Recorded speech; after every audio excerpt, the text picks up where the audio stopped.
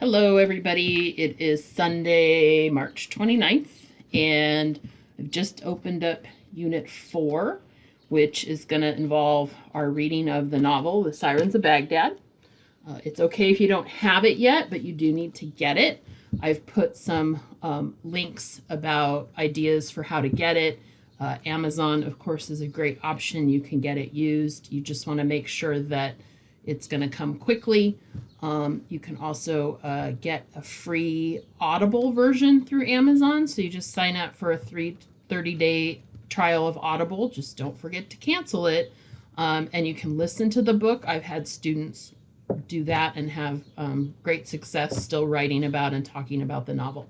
So you want to get that because we have this week before spring break. I'm not actually going to have you do any work this week. I just want you reading. Your essay's coming in today, and then you should just get the book as quickly as you can and read. You can read it as fast as you want. You may have a little extra time with spring break, and that's fine. So the first work regarding the novel won't be due until April 13th, which seems like a long way away. It's actually only 2 weeks. It's the Monday after spring break. It's the only time I think I've got a different date or day of the week because I didn't want you to have an assignment due on Easter. You're again more than welcome to get it done early. It's only asking that you read up through chapter 8. If you've read further, not a problem. I just ask you to avoid spoiler alerts because some interesting things happen and it's nice for people to get to read them. Unlike the essay work we've been doing, for this project, you're actually going to do what's called a storyboard. And so you're going to do a visual project where you look at the narrator's development through the whole of the story. This is a young man. He's 21, I think we finally learn. He's been a university student. And when the war starts in Iraq, he has to leave the University of Baghdad and go home to a small village. And the story then follows his progression through a lot of things that happen to him and to those around him. And I want you to read with an open mind. It's an area of the world that we hear a lot about, but we in the West don't tend to know a lot about. What we do know is sort of skewed through the lens of nightly news. And that's not, of course, as I hope everyone knows, a complete picture about anything. And so I find this book really provides a different perspective on sort of an ongoing area of conflict in our world. And I've taught this book on and off for about 10 years. I don't teach it every semester, but I've only, I think, in that time had 2 students who said they really didn't like it.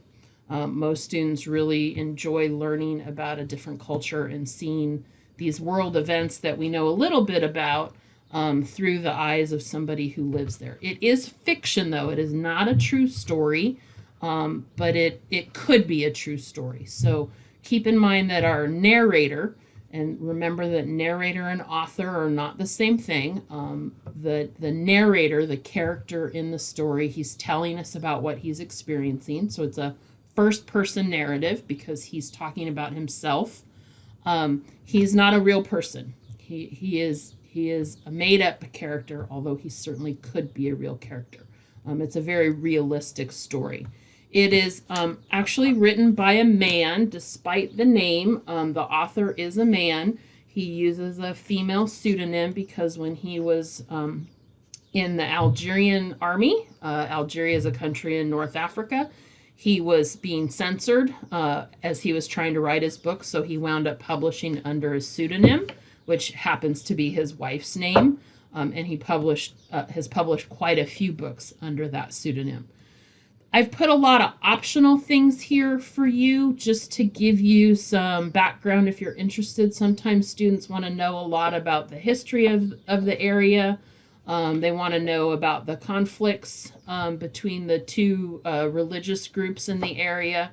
There is one video here, an interview with the author. It's not about the novel per se, but it's interesting to hear him talk. He does speak French, so his part of the interview is subtitled so you can read what he has to say. And then again, the reading, I have it broken up kind of into 3 chunks. Most of you will probably start reading and you'll just keep on going over the next couple weeks. Sorry, my thing's jumping around here. Then you're going to have these storyboard assignments. And a storyboard, again, is a visual telling of the story. And so this is actually a former student who said it was fine to use his work.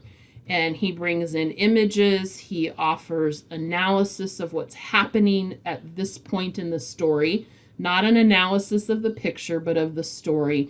And then he complements and supports his discussion with text from the novel itself. And that is what you are going to do. All the details that you need to know are in the discussion about the novel project.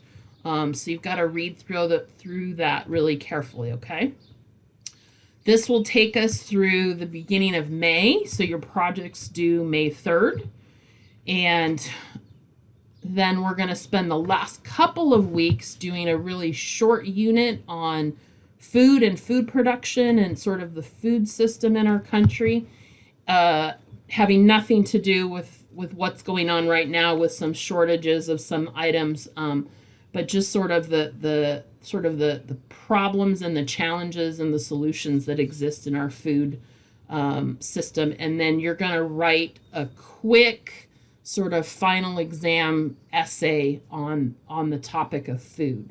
So it's not going to be a full-on multi-week research project. You're going to be given some specific articles, and then you're going to be given a small time to actually respond to that. So that's how the semester's going to play out. So again, buy Sirens of Baghdad, start reading it. Be ready to do the initial writing on April 13th, and then you're going to start working on your storyboard. And this will take us through the beginning of May, and then we'll just do a couple of weeks of discussion and reading and anticipation of a final, very quick essay during finals week. As always, if you have questions, let me know. Wash your hands. Stay safe.